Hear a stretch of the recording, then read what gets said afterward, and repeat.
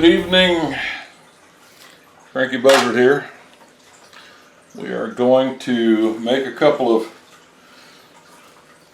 pretty thin New York steak or New York strips tonight, but they're looking pretty good.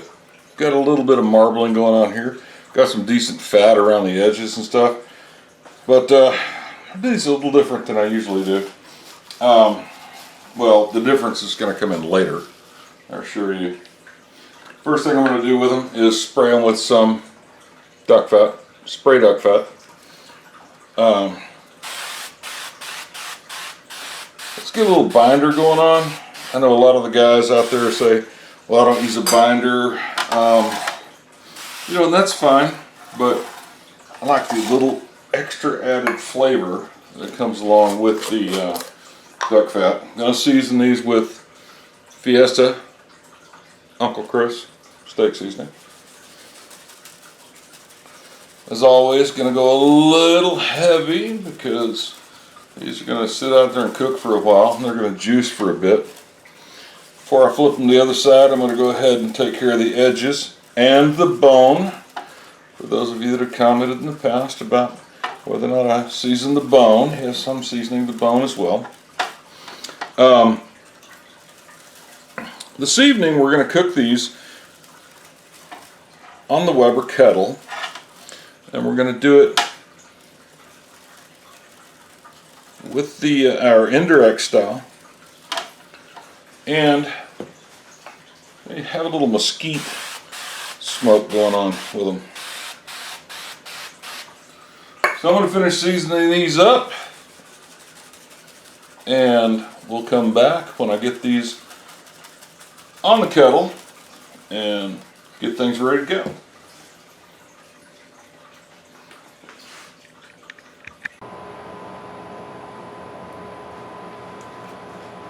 The Weber kettle is up to temperature, looking good. I've got the vortex over here flipped upside down.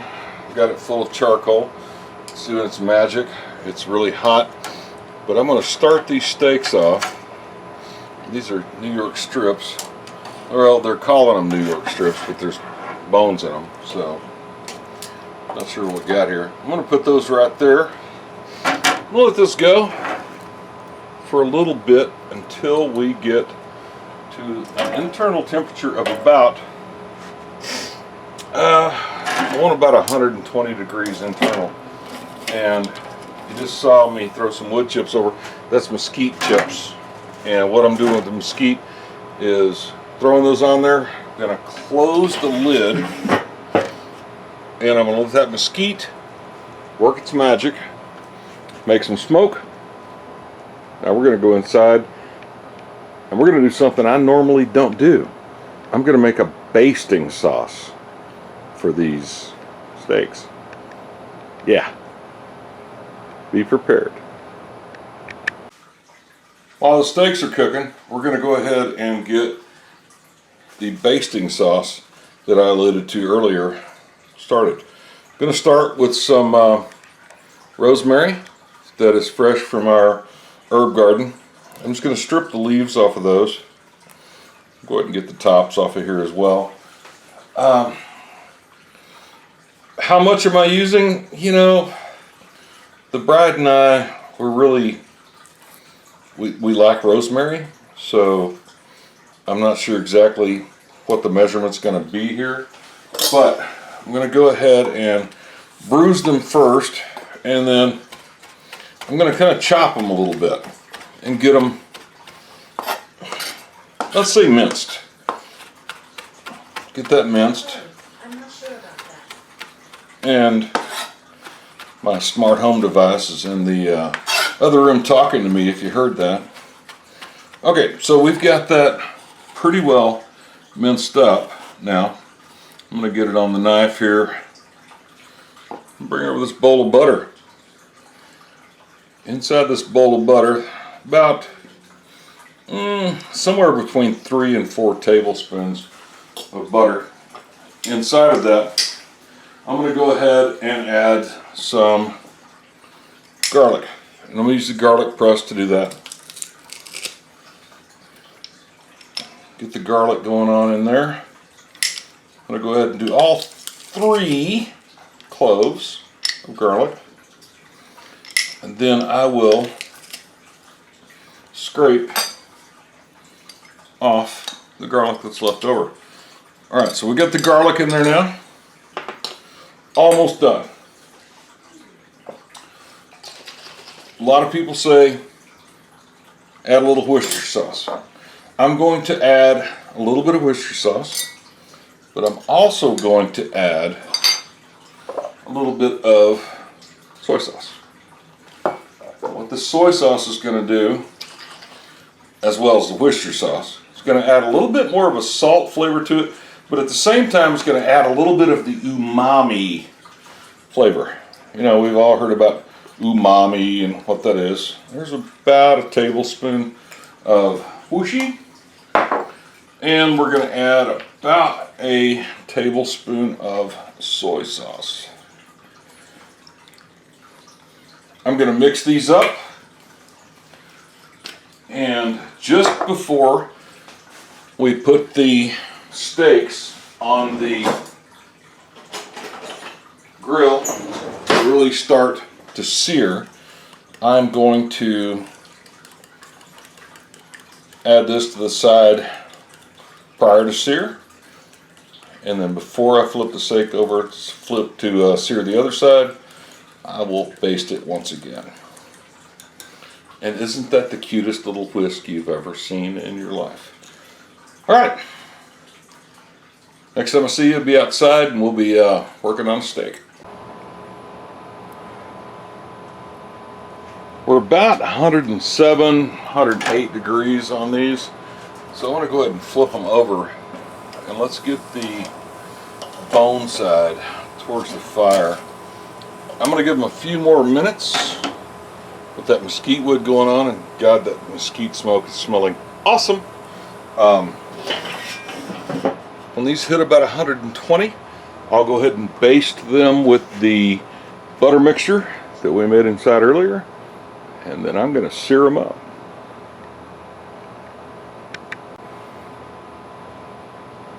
Let's do a temperature check. I bet we're about there. Grab the thermometer, and well, let's grab the thermometer and see if it'll turn on.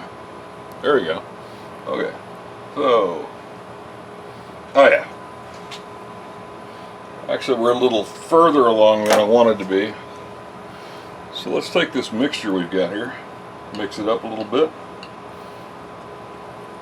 Let's brush some of this mixture on these steaks. Remember, these already have duck fat on them, so that's going to definitely help get what is called the Maillard reaction, which is the caramelization and the pretty sexy stuff that we get.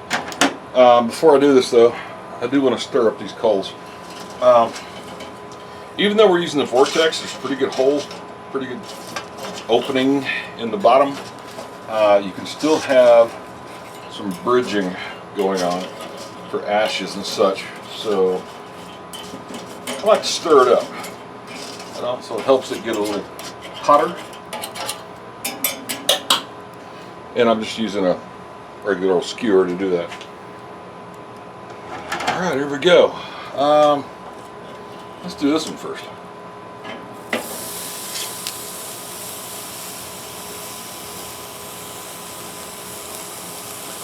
I'm going to give that, I don't know, maybe 30 seconds or so. We'll see how it goes. Come back here in a minute, we'll get the second steak going. I'll zoom in on that one. Alright, let's put steak number 2 in the game. Already coated this one. There we go. Tap it down just a bit. Let's get some grill marks going on there on that hot grill. Give it just a bit on one side. And while that's working its magic over there, I'm going to go ahead and paint this side with a little bit more of the butter sauce. See what happens.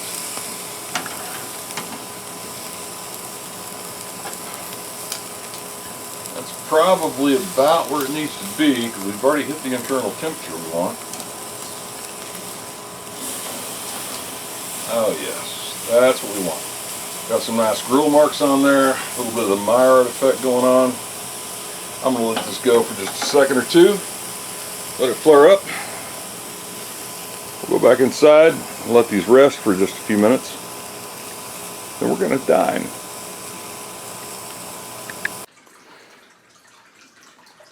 Alrighty, it's time to dine. I have got this most scrumptious steak on my Dixie plate. And it's time to slice into it and see what we got.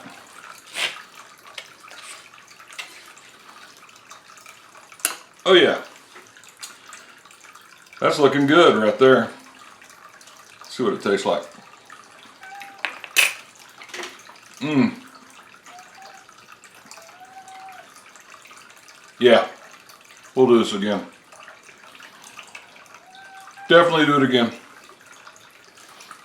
Thanks for following along. Y'all take care.